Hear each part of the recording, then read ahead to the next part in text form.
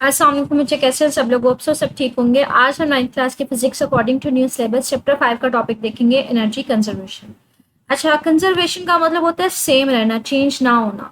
कहते हैं एनर्जी जो होती है वो कंजर्व रहती है, वो सेम रहती है। ना तो आप एनर्जी को बना सकते हो, ना ही उसको फना कर सकते हो, मतलब डिस्ट्रॉय कर सकते हो, ना तबाह कर सकते हो।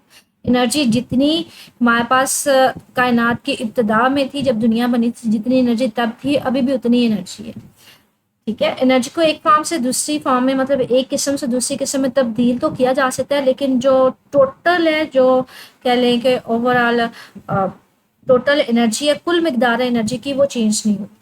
तो यहाँ पे यही बात कर रहे हैं कि मुख्तलिफ इकसाम की एनर्जी के मुताले और किसी एक किस्म की एनर्जी को दूसरी किस्म में तब्दील करने के अमल से हमें एक असूल सामने आता है। कहते हैं अभी तक हमने एनर्जी के बारे में जितना कुछ पढ़ा और हमने उसकी डिफरेंट किस्में पढ़ी, जैसे काइनेटिक एनर्जी पढ़ी, पोटेंशियल एनर्जी पढ़ी, हम एक किस्म को दूसरी किस्म में तब्दील करवा रहे थे। तो कहते हैं इन सबको पढ़ने के बाद हमारे पास एक ही आइडिया आया कि एनर्जी कंजर्व रहती है। एनर्जी जो है वो कंजर्व है। इसका मतलब क्या है? एनर्जी को ना ही पैदा किया जा सकता है, ना उसको फना किया जा सकता है। हाँ, एनर्जी को एक किस्म से दूसरी किस्म में तब्दील ज़रूर किया जा सकता है, लेकिन एनर्जी की कुल मिकदार चेंज नहीं होती। बच्चे ये दो लाइनें करने की ज़रूरत नहीं है, ये सिर्फ इंट्रोडक्शन दे रहा है। तो यहाँ पे एनर्जी कंजर्वेशन का पहला ये बता रहा है एनर्जी कंजर्वेशन है क्या, कि एनर्जी सेम रहती है, तब्दील नहीं होती। उसकी कुल मिकदार एनर्जी को ना तो पैदा किया जाता है, ना ही फना किया जाता है। मतलब शुरू से लेकर अभी तक ना तो एनर्जी को बनाया गया है नए सिरे से, ना पैदा किया गया है, ना उसको फना किया गया है, ना खत्म किया गया है। सिर्फ और सिर्फ एनर्जी को एक किस्म से दूसरी किस्म में तब्दील जरूर कर सकते हैं। कहते हैं एनर्जी कुछ ऐसी केस भी होता है कि जिसमें जब आप एनर्जी को एक किस्म से दूसरी किस्म में तब्दील करवा रहे होते हैं तो कुछ एनर्जी जो है वो ज़ाया हो जाती है। मतलब जब आप तब्दील करवा रहे होते हैं तो कुछ एनर्जी जो है मुखालिफ हिस्सों में मज़ाहमत या फ्रिक्शन के दौरान जो है वर्क करने में खर्च हो जाती है। तो हम कहते हैं कि वो जो एनर्जी है वो हरारत की शक्ल में इर्द गिर्द के माहौल में मुंतशिर हो जाती है, बिखर जाती है। हम कहते हैं वो एनर्जी कारामद नहीं रहती, जिसकी वजह से इसे फाजल एनर्जी बोलते हैं, इसको वेस्ट एनर्जी बोलते हैं। मिसाल के तौर पे आपके पास जब एनर्जी एक किस्म में दूसरी किस्म में तब्दील हो रही होती है, फॉर एग्जांपल ये एक पर्सन है जो इस ब्लॉक को जो है ना, ये एक डिब्बा सा जिसको आगे की तरफ वो धकेल रहा है। अब यहाँ पे ये इसको मूव करवाने की कोशिश कर रहा है। जब ये इसको मूव करवा रहा है तो ये जो डिब्बा है इसको यहाँ पे नीचे ज़मीन के साथ ना रगड़ लग रही है, फ्रिक्शन है कि ये इसको आगे की तरफ फोर्स लगाना चाह रहा है, लेकिन ज़मीन इसको पीछे की तरफ फोर्स लगाना चाह रही है। तो हम कहते हैं यहाँ पे जो रगड़ है या फ्रिक्शन है या मुज़ाहमत की वजह से कि ज़मीन उसको इसी तरफ लेके जाना चाह रही है, जो पर्सन है वो इसको आगे की तरफ, शख्स आगे की तरफ लेके जाना चाह रहा है, तो मुखालिफ सिमत में वर्क करने की वजह से, कि मतलब आप इसको आगे की तरफ लेके जाना चाह रहे हो लेकिन ज़मीन जो है वो इसको इसी तरफ लेके जाना चाह रही है, तो मुखालिफ सिमत में मुज़ाहमत की वजह से यहाँ पे एनर्जी लॉस हो रही होती है, एनर्जी ज़ाया हो रही होती है। वो एनर्जी ज़ाया किस तरह से होती है? वो हीट प्रोड्यूस हो जाती है। यहाँ से ना, यहाँ से बॉटम से या नीचे से थोड़ा सा गर्म हो जाता है। अब वो गर्म हो जाता है तो वहाँ पे हम कहते हैं हीट प्रोड्यूस होती है, हरारत प्रोड्यूस होती है, जो इर्द गिर्द हवा में खारिज हो जाती है, तो वो तो इस्तेमाल ही नहीं हो सकती, वो यहाँ पे हवा में ज़ाइल हो जाती है। तो हम कहते हैं वो हमारे पास इस्तेमाल में काबिल में नहीं रहती। इसी तरह से ये एक एग्जाम्पल है, यहाँ पे एक एलईडी है जिसको आपने यहाँ पे चला रहे हैं, आपने यहाँ पे इसको इलेक्ट्रिकल एनर्जी दी है। अब इलेक्ट्रिकल एनर्जी को जब आप इसको चलाते हो तो यहाँ पे ये आपके पास यहाँ पे एक पिक्चर सी नजर आती है, आपको टीवी स्क्रीन नजर आ रही होती है। तो इलेक्ट्रिकल एनर्जी को डिफरेंट फॉर्म में कन्वर्ट करवा रहे हैं। यहाँ पे आपके पास ना ये एक तो आपको ये पिक्चर नजर आ रही होती है, लाइट एनर्जी होती है, दूसरी आवाज भी आ रही होती है, तीसरी यहाँ पे ना ये आपके पास हल्की हल्की थोड़ी सी गर्म हो जाती है, यहाँ पे थोड़ी सी हरारत प्रोड्यूस हो रही होती है। जब एक किस्म से दूसरी किस्म में, जैसे लाइट में या फिर आप साउंड एनर्जी में उसको चेंज करवा रहे थे, तब्दील कर रहे थे, तो वहाँ पे थोड़ी सी हरारत की एनर्जी भी खारिज हो रही होती है, थोड़ी सी गर्म हो जाती है, लेकिन जो हरारत होती है वो इर्द गिर्द की हवा में ज़ायल हो जाती है। तो यहाँ पे दोनों सिचुएशन में आपको मैंने मुज़ाहमत का केस भी बता दिया कि जिसमें एक पर्सन जो है इसको आगे की तरफ धकेल रहा था, लेकिन ये जो ज़मीन है उसको पीछे की तरफ धकेलना चाह रही थी, तो यहाँ पे मुज़ाहमत हो रही है। आप आगे की तरफ लेके जाना चाह रहे हो, ज़मीन उसको पीछे की तरफ मुज़ाहमत कर रही है, फ्रिक्शन पीछे की तरफ लगा रही है, तो यहाँ पे भी हरारत प्रोड्यूस होती है, यहाँ पे भी थोड़ी सी ये गर्म हो जाती है। जो गर्म होगी वो बाहर के इर्द गिर्द की हवा में ज़ायल हो जाती है। तो इस एनर्जी को आप इस्तेमाल तो नहीं कर सकते, तो इसलिए इसको क्या बोलते हैं? इसको फाजिल एनर्जी बोलते हैं। तो ये आपके पास एक शॉर्ट क्वेश्चन हो सकता है कि फाजिल एनर्जी या वेस्ट एनर्जी क्या होती है और ये कब प्रोड्यूस होती है?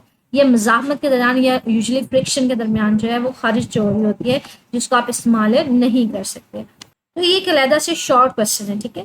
अब हम लोग बेसिकली पढ़ क्या रहे थे? एनर्जी कंजर्वेशन के। एनर्जी को एक किस्म से दूसरी किस्म में तब्दील तो किया जा सकता है, लेकिन जो कुल मिकदार है वो सेम रहती है। तो कहते हैं आए हम एनर्जी कंजर्वेशन को ना एक मिसाल के जरिए, एक अमल के जरिए इसको वाज़िया करते हैं। वाज़िया कैसे करेंगे? कहते हैं ये ज़मीन है, सपोज करें ये ज़मीन है, ज़मीन से हाइट एज के ऊपर ना आपने एक ऑब्जेक्ट रखा हुआ है, एक ऑब्जेक्ट रखा हुआ है जिसका मास m है, और इस मास m को आप भी आपने ना हाइट पे रखा हुआ है, ये मूव नहीं कर रहा। हम लोगों ने ना इससे पहले काइनेटिक एनर्जी और पोटेंशियल एनर्जी पढ़ी थी। हमने कहा था हाइट को जब भी हम पढ़ेंगे तो उसका मतलब होता है वहां पे उसकी पोटेंशियल एनर्जी होती है, और अगर कोई जिसम मूव कर रहा होता है तो उसकी काइनेटिक एनर्जी होती है। अब हमने ना यहाँ पे तब्दीली देखनी है कि किस तरह से जिसम की काइनेटिक एनर्जी पोटेंशियल में तब्दील होगी, पोटेंशियल एनर्जी काइनेटिक में देखी जाएगी। तो अब ये देखिए ये ज़मीन है, ज़मीन से हाइट के ये वाली नीचे वाली सारी चीज़ भूल दें। हाइट एज के ऊपर ना आपके पास एक ऑब्जेक्ट पड़ा हुआ है जिसका मास m है। अब ये सिर्फ हाइट पे पड़ा है, मूव नहीं कर रहा, तो इस सिचुएशन में इसकी जो काइनेटिक एनर्जी, छोटा सा के लिखने का मतलब है काइनेटिक एनर्जी, यहाँ पे मूव नहीं कर रहा तो इसकी काइनेटिक एनर्जी क्या होगी? वो जीरो होगी। लेकिन पोटेंशियल एनर्जी क्या होगी? बच्चे पोटेंशियल एनर्जी होती है इसका वजन mg को और कितने हाइट के ऊपर है उसके साथ मल्टीप्लाई कर देते हैं, तो इसके पोटेंशियल एनर्जी क्या होगी? mgh होगी। तो यहाँ पे यही बात कर रहा है कि हाइट पे बुलंदी के ऊपर रखा हुआ है आपने एक जिस्म को, तो इसकी जो पोटेंशियल एनर्जी होगी वो mgh होगी, काइनेटिक एनर्जी जीरो होगी। अगर आपने टोटल एनर्जी निकालनी है तो टोटल एनर्जी कैसे निकालते हैं? टोटल एनर्जी निकलती है kinetic energy plus potential energy. तो काइनेटिक एनर्जी यहाँ पे क्या थी? हाइट के ऊपर बुलंदी के ऊपर वो जीरो थी, पोटेंशियल एनर्जी क्या थी? mgh थी, तो जीरो प्लस mgh के इक्वल आ जाएगा। तो कहते हैं इसकी टोटल एनर्जी की मिकदार किसके इक्वल आ जाएगी? mgh के इक्वल आ जाएगी। अब कहते हैं कि यहाँ से ऑब्जेक्ट जो है ना, ये जिसम यहाँ से गिरा पॉइंट ए से यहाँ पे आ गया। अब ये हाइट इसकी ज़मीन से कितनी है? एक्स के ऊपर है, मतलब यहाँ से गिरता हुआ मूव करता हुआ वो कहाँ तक आ गया? एक्स तक आ गया।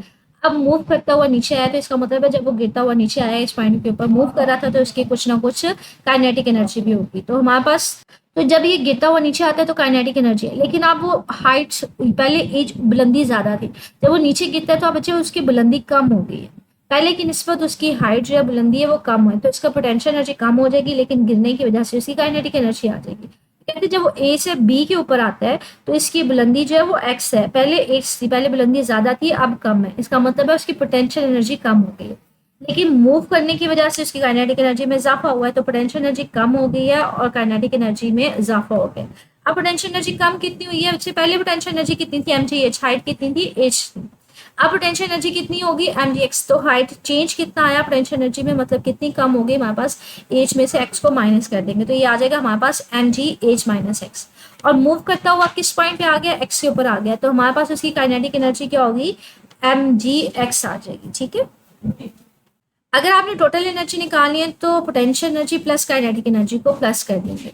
अब ये पोटेंशियल एनर्जी है, ये काइनेटिक एनर्जी है, तो mg को बच्चे अंदर मल्टीप्लाई करेंगे, mgh माइनस mgx तो और प्लस mgx, एक दफ़ा यहाँ से mgx माइनस होगा तो माइनस mgx इसके प्लस वाले के साथ खत्म हो जाएगा तो mgh बच जाएगा। मतलब mg को दोनों के साथ मल्टीप्लाई किया तो एक दफ़ा mgh आ गया, एक दफ़ा माइनस mgx आ गया, और ये mgx इसी तरह से, ये माइनस में ये प्लस में ये दोनों खत्म हो जाएंगे तो टोटल एनर्जी हमारे पास क्या हो जाएगी? mgh। तो अब पॉइंट बी के ऊपर भी टोटल एनर्जी कितनी है? mgh। ए के ऊपर भी कितनी थी? mgh थी। अब पॉइंट सी के ऊपर देखते हैं, तो ऑब्जेक्ट जब ऊपर से नीचे आया, अब जमीन के ऊपर आ गया तो बच्चे हाइट तो रही नहीं, तो पोटेंशियल एनर्जी जीरो हो जाएगी, लेकिन ऊपर से नीचे आया, कितनी हाइट तक वो मूव किया, कितनी पॉइंट तक वो मूव करता हुआ गिरता हुआ आया? एच बुलंदी तक गिरता हुआ है, तो डिस्टेंस उसका कितना होगा? एच तक होगा, तो काइनेटिक एनर्जी उसमें उतनी ही आ जाएगी जितना वो गिरता हुआ नीचे आएगा। तो काइनेटिक एनर्जी कितनी आ जाएगी? mgh, लेकिन उसकी हाइट तो थी नहीं तो पोटेंशियल एनर्जी क्या हो जाएगी? जीरो। टोटल एनर्जी क्या आएगी? Potential plus kinetic energy, potential zero होगी, टोटल कितनी रहेगी? mgh। तो कहते हैं इन तीनों जगहों पे हमने देखा कि यहाँ पे इसके ऊपर सिर्फ पोटेंशियल एनर्जी थी, काइनेटिक एनर्जी जीरो थी, यहाँ पे कुछ काइनेटिक एनर्जी थी, पोटेंशियल एनर्जी थी कुछ, यहाँ पे पोटेंशियल एनर्जी जीरो थी, काइनेटिक एनर्जी थी, लेकिन सारे पॉइंट्स पे जो टोटल थी वो पोटेंशियल एनर्जी mgh थी। यहाँ पे भी टोटल पोटेंशियल एनर्जी mgh थी, यहाँ पे भी mgh थी, और लास्ट पे भी आपके पास mgh थी, तो टोटल मिकदार सेम रहती है, सिर्फ और सिर्फ क्या होता है? एक से दूसरी किस्म में तब्दील हो रही होती है। यहाँ पे सारी पोटेंशियल एनर्जी थी, कुछ पोटेंशियल एनर्जी काइनेटिक एनर्जी में गई, फिर यहाँ पे सारी की सारी काइनेटिक एनर्जी, तो एक किस्म से दूसरी किस्म में तब्दील जरूर हो रही है, लेकिन टोटल क्या है? वो सेम रहती है। अब ये लॉन्ग क्वेश्चन पूछ लिया जाता है एनर्जी कंजर्वेशन के ऊपर, तफसीली नोट पूछ लिया जाता है, और ये डेफिनेशन 2 नंबर की शॉर्ट क्वेश्चन में पूछ ली जाती है। एनर्जी कंजर्वेशन क्या है वो लिखे, ठीक है, असूल लिखे एनर्जी कंजर्वेशन का।